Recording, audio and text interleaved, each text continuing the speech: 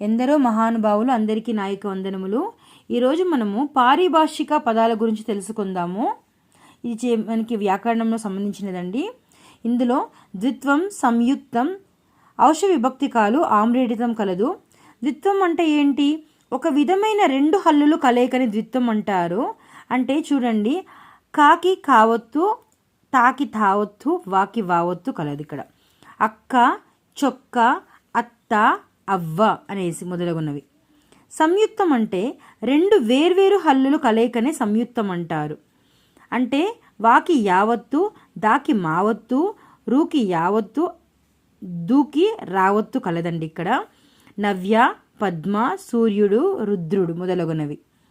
ఔష విభక్తులు అంటే ఈటీతి అనేవి ఔష విభక్తులు అని చెప్తారు. ఈ కాలు కాలిని, టీ ఏరు ఏటి ఎందు, తీ గోయి గోతిని అంటే వీటిని ఈ టీ తీని ఔష విభక్తులని కూడా పిలుస్తారండి.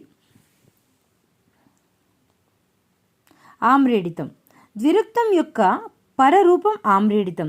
ఒక పదం రెండుసార్లు పలికబడిన అప్పుడు దాన్ని రెండవసారి పలికినప్పుడు పదాన్ని ఆమ్రేడితం అని చెప్తారు. చివర చివర, చిట్ట చివర, అడిగి అడిగి, అడిగడిగి మొదలగునవి. ఇక్కడ చూడండి, కొన్ని మీకు టేబుల్స్ ఇచ్చినారండి. మీరు ఇందులో ద్విత్వక్షరాలను, సంయుక్త అక్షరాలను ఇక్కడ ప్రాక్టీస్ చేయండి.